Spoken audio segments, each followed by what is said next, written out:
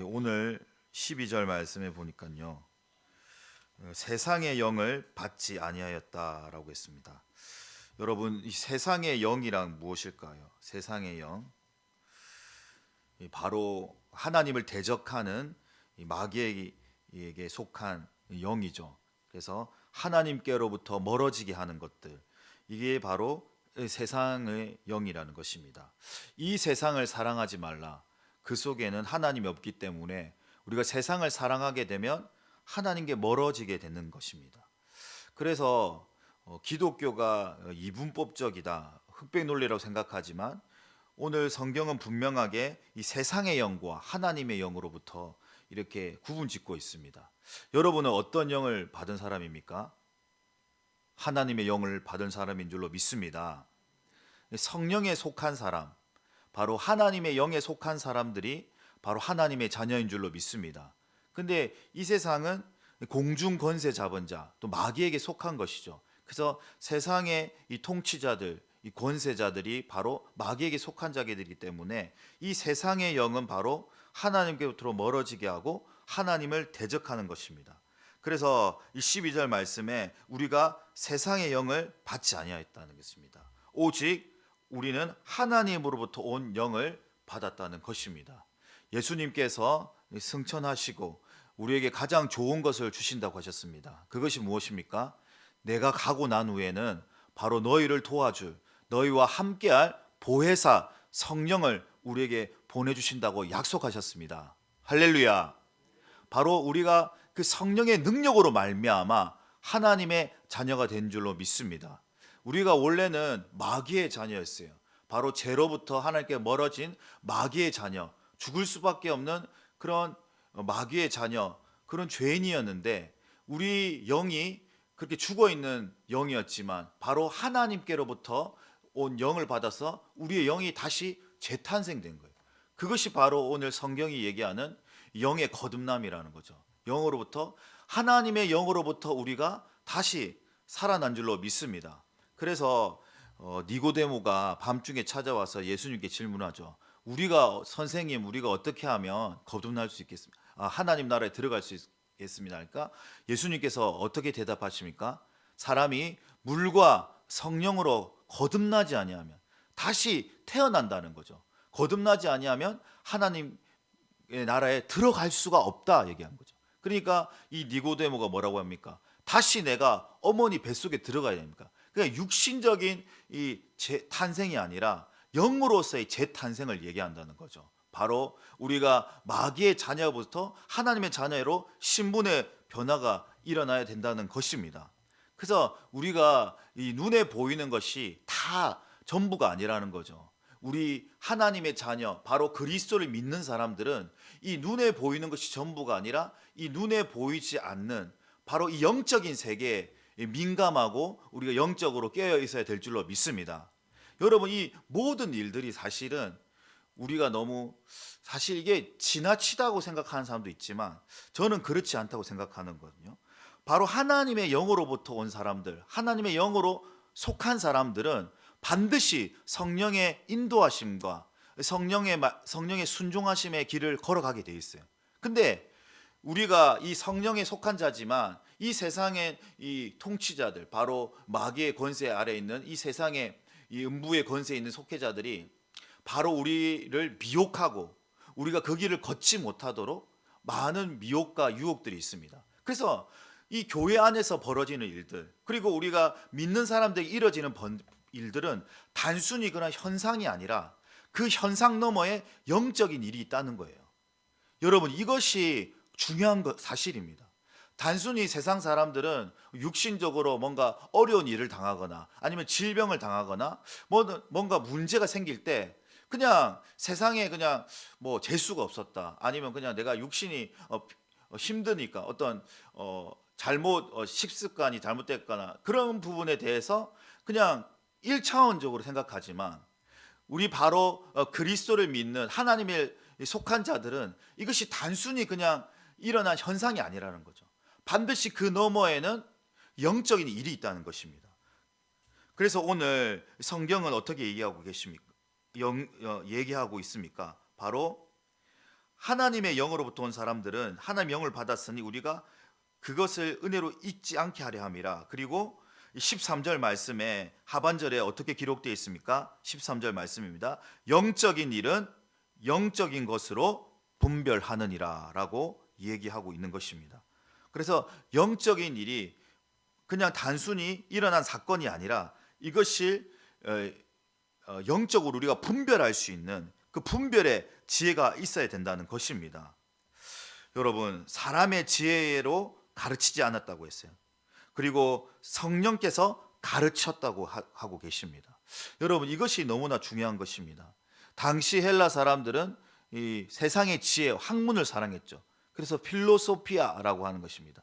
이 지혜를 사랑했던 사람들. 세상의 지혜로 우리가 이것을 깨달을 수 있습니까? 영적인 일을 반드시 성령께서 우리에게 가르치시고 조명하셔야만 이것을 깨닫게 되는 것입니다.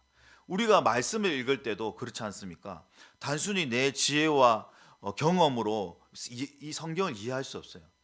제가 이번에 학교에 가서 이 신약 성경과 목회라는 이 과목을 듣게 되었는데, 이 교수님께서 이 신약 교수님이신데 이 구약 성경을 가지고 이 신약 성경을 넘나들면서 이 가르치시더라고요. 그러니까 이 목회 전문 대학원은 일반 대학원과 다르게 이 목회자들을 돕기 위해서 만든 대학원이거든요. 그렇기 때문에 실질적으로 목회에 필요한 것들을 가르치는 수업이 많습니다. 그래서 이 신약과 목회라는 과목은 설교자로서 실질적으로 성도들에게 어떻게 가르쳐야 될까? 그래서 성경을 가지고 어떤 신학 학문적인 책이 아니라 성경을 가지고 이 강의를 주로 많이 하시더라고요. 근데 이제 내후년이면 이제 은퇴를 앞둔 그 교수님이 이런 기도를 항상 하신다고 하더라고요.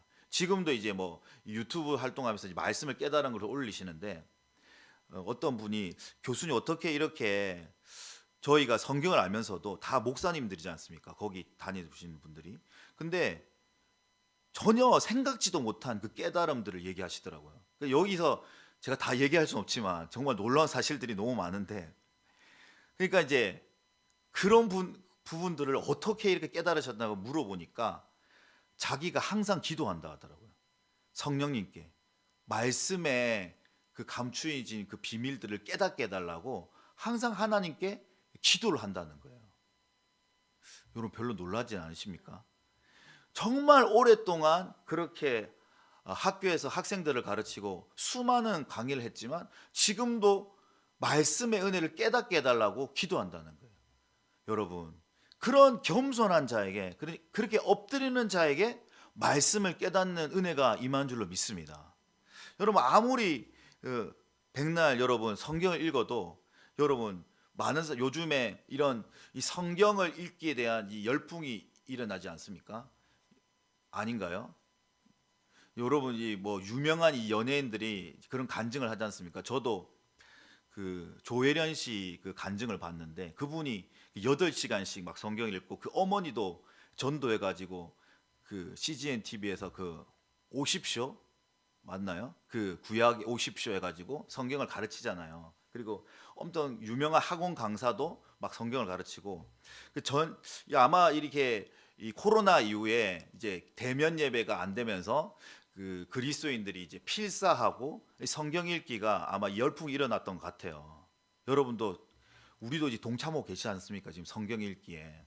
근데 이게 하나님께서 지혜를 주시지 아니하면, 영감을 주시지 아니하면 이 책이 너무나 힘든 거예요.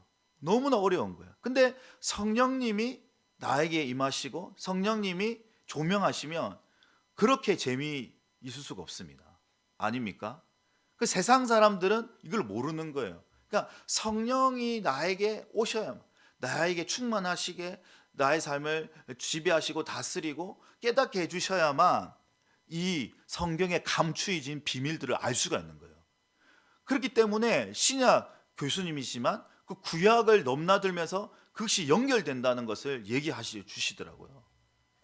여러분, 그의 은혜가 임하려면 항상 우리가 겸손한 마음으로 하나님, 이 모든 것을 깨닫는 은혜를 주시고, 또한 우리가 이 일어나는 이 모든 일들이, 사실 우리가 새벽 기도 나오는 것도 하루하루의 이 영적인 싸움 아닙니까?